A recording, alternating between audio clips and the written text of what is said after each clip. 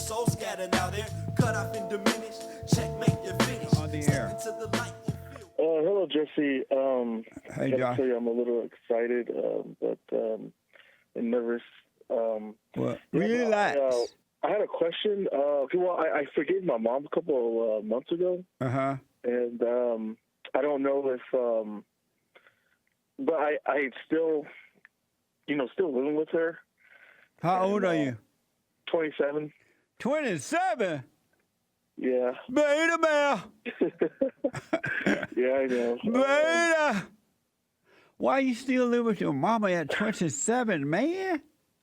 I don't know. Well, I was still saving money because I wasn't paying rent or anything. So You wasn't paying rent or anything. no. Mama's boy. Yeah. Why did you decide I'm going to stay with mama after 18 and not pay rent or anything? Why did you make that decision?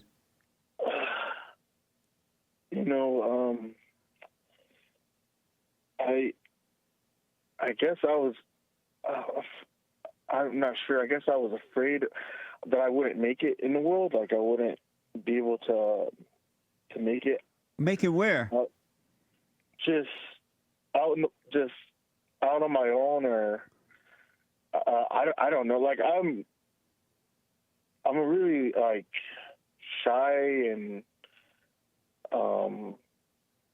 like shy guy. Like I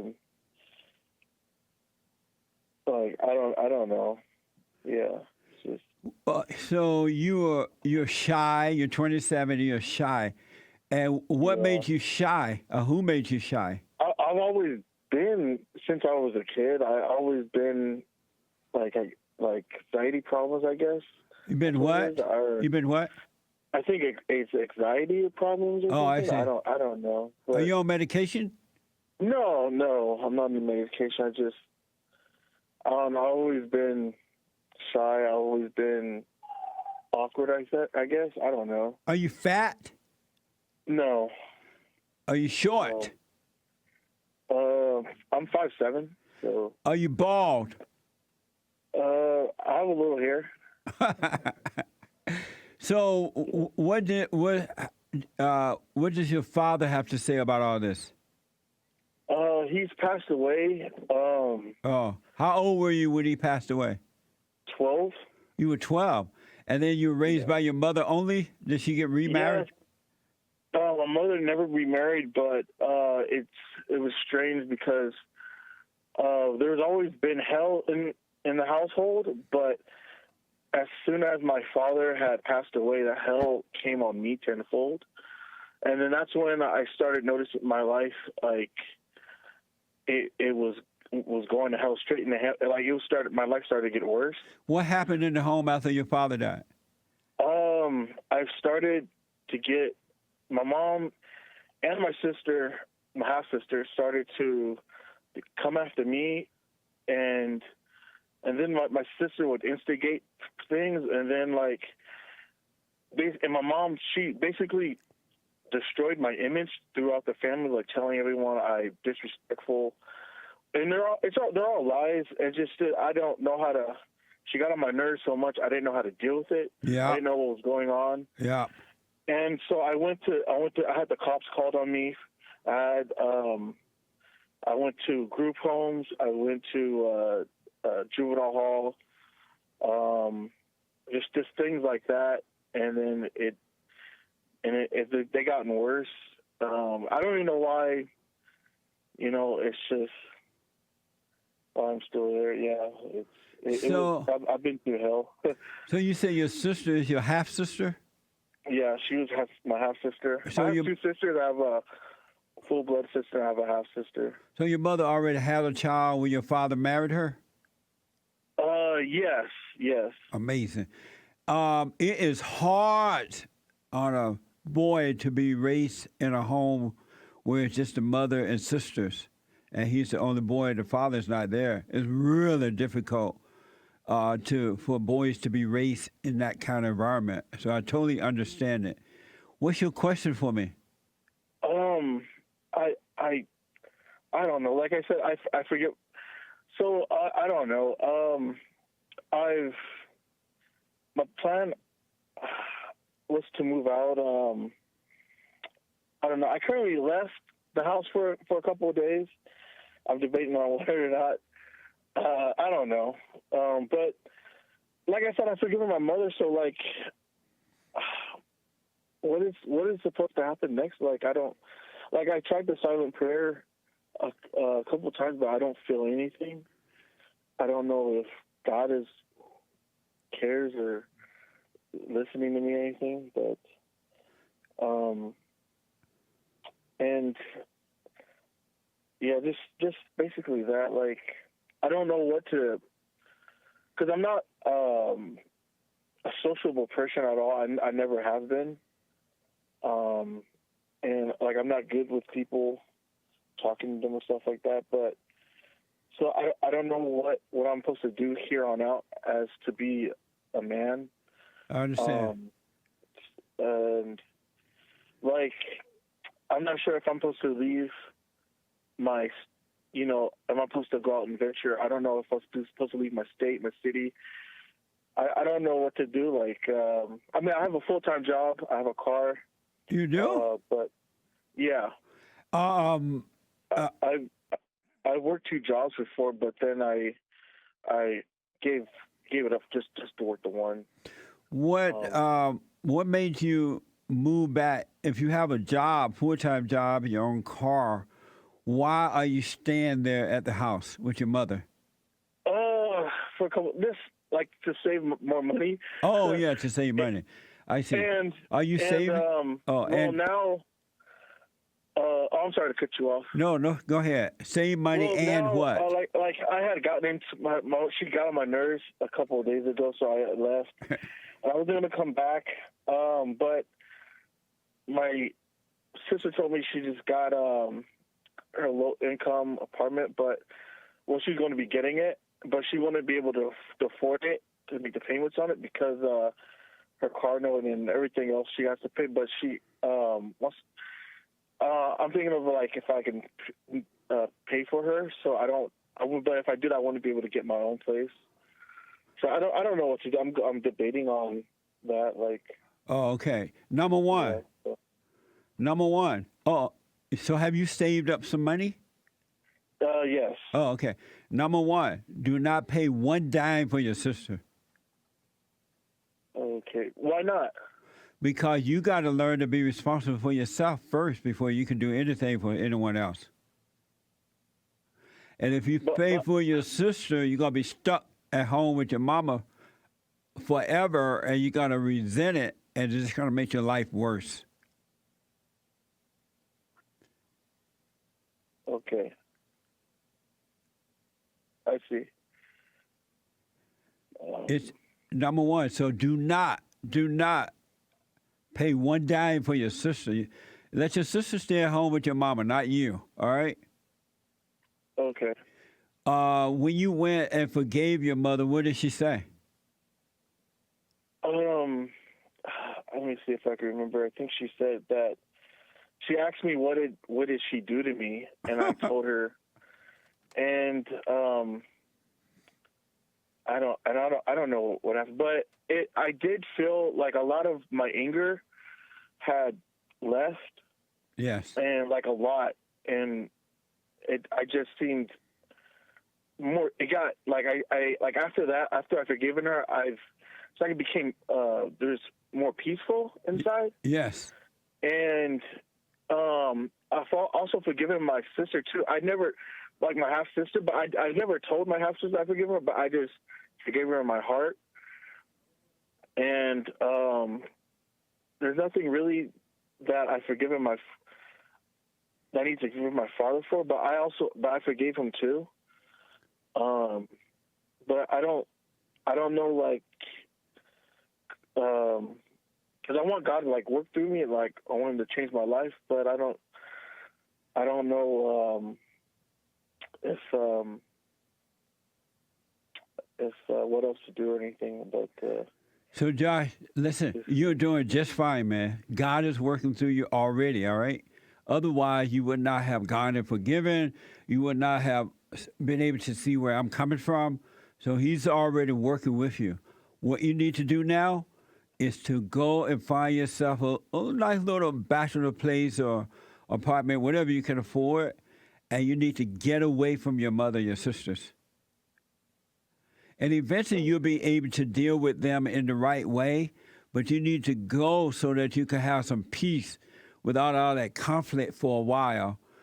Go get yourself a place, continue to take care of yourself, save your money, and everything's going to be fine. Stay with the silent prayer and just learn to speak up, but don't resent. It's being worked out for you. Okay, yeah, and I was brought up through like Jehovah's Witness. Oh, and God. I never really, No wonder. Yeah, it's crazy. I never liked to go. I was sort of forced to go. Yeah. I was just sort of forced, and I never really cared about it, and nothing worked. It was just, and so I knew right from wrong, basically. Yeah. Well, I still knew a little right from wrong, but I still decided to go, sin and stuff. So I wonder, am I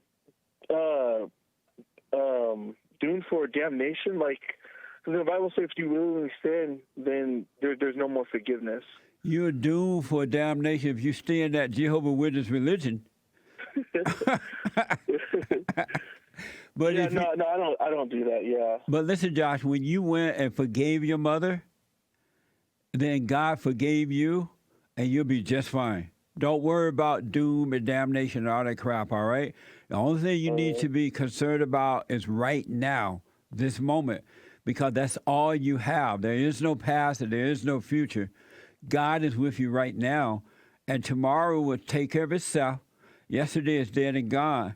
So you shouldn't be thinking on those things at all. Okay. When those kind of thoughts come, you need to let them go. Don't hold on to them at all, because that's a setup from Satan. He wants you to believe those lies. And forget about that religion thing. Get away from that. Don't bother with that anymore. Okay. All right? And when you forgave your mother, God forgave you, and he's drawing you into the kingdom within. So don't worry about anything else. He'll take care of it. All right, Jesse. But listen, you need to move. Do not spend your money on your sister. You got to learn to take care of yourself first. Okay. That makes sense? It makes perfect sense. And so will you go and get your own place? Yeah. I'm gonna go get it. I'm gonna go look for a place. Yeah, go and look for a decent little area up there and get yourself an apartment, duplex or one bedroom that you can afford. And just save your money and call me, and we'll keep talking and talk you through it, all right? Okay, Jesse. But listen, as you are doing those things, just be aware, and God is creating a man in you, meaning that he'll bring you back to yourself. You can't do it of yourself because you're a spirit, but it's being done. Just take one day at a time, one issue at a time, and all that shyness will disappear, because it sounds like you've been through so much hell with your mother and stuff that she just put fear in you by making you angry at her. But as you're overcoming that, you'll be fine. Yeah, because it's like I want to get out in the world. I want to see people. Yeah. I want to meet new people. I want to, do, men things, and but I don't know, something like I just can't. Something helps me. I just can't do it. I just get really bummed out or something. Yeah, it's because all that trauma you've been through, you keep believing the lies in your head about yourself, but just relax and let every thought go, and don't hold on to any thoughts. When you meet people, just hold your head up and say hello, and don't let people take advantage of you. Don't give them your money. Don't invite them to your home and all that crap, because they'll see your weakness and they'll take advantage of you. But just take one day at a time, and don't judge yourself when you meet people and you try to speak up, your mind gonna tell you, oh, they're looking at you weird, or you're acting weird, or you're doing this weird thing, right? Don't pay any Right. attention to that. Allow yourself to go through that pain, and God is taking it away from you. All that shyness will be taken away. Okay.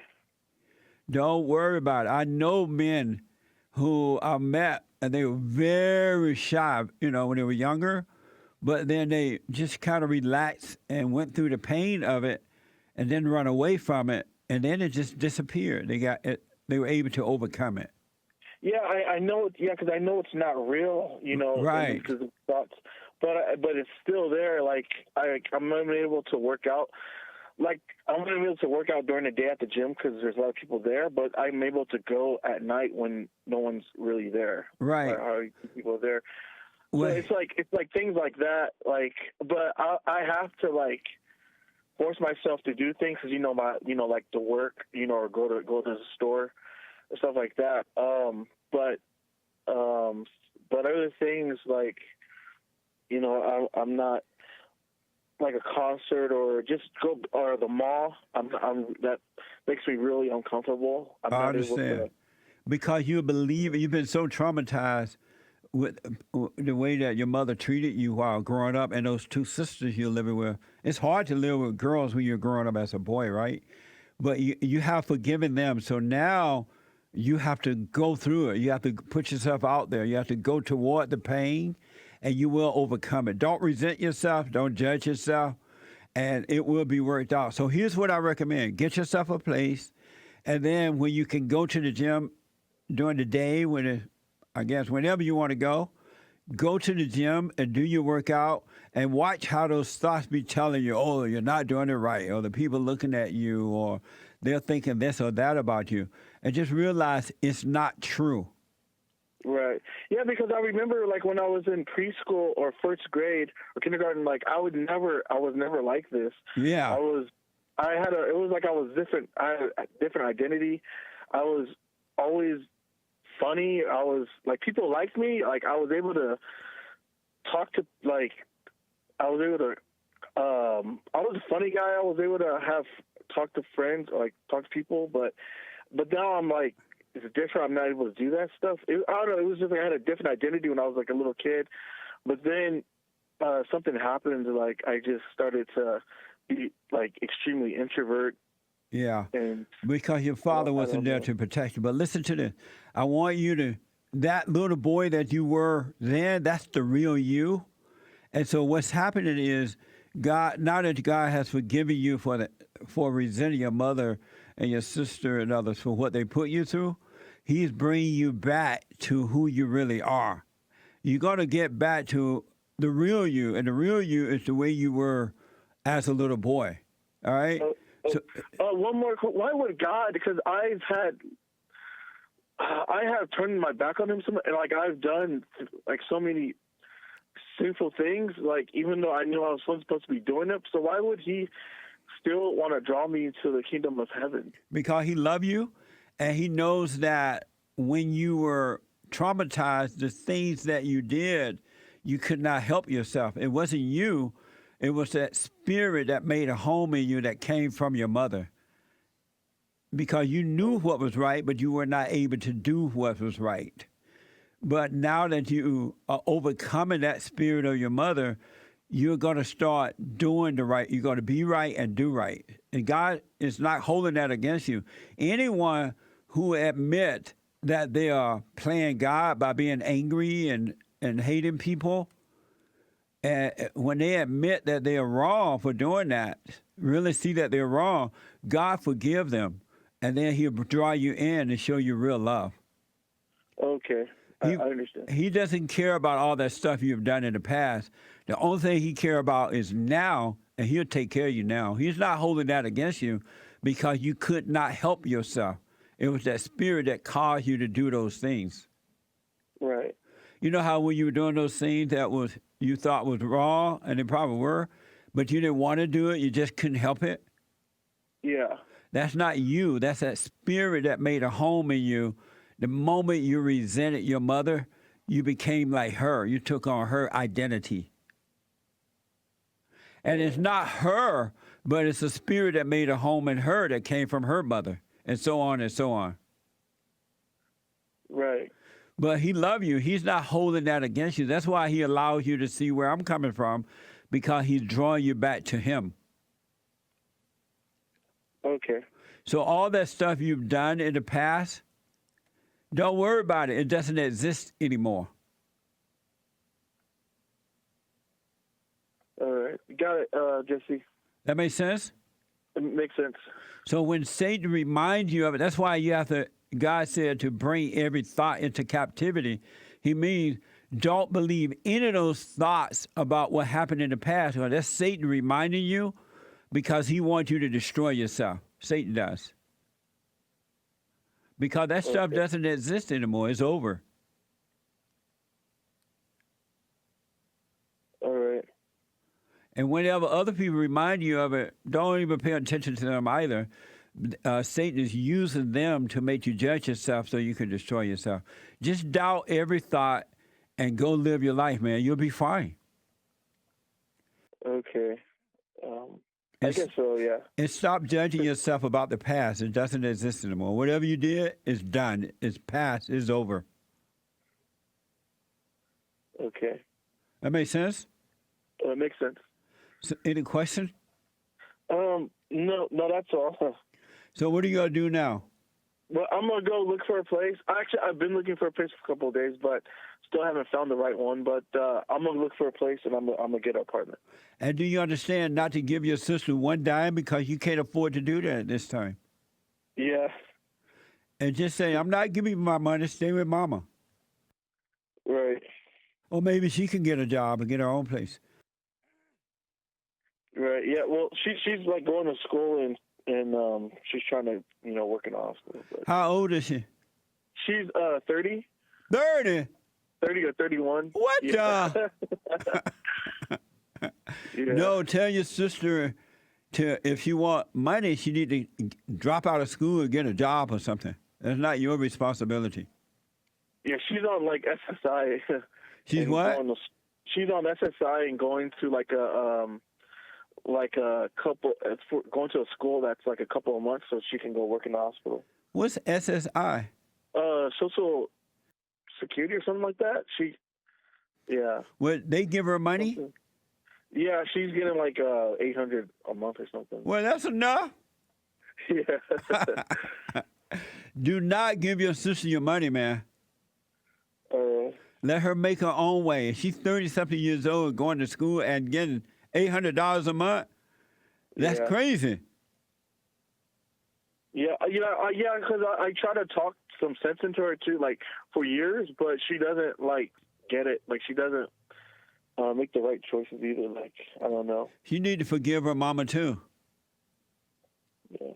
SSI is like a welfare check, right? Yeah, something like that. Yeah. Yeah.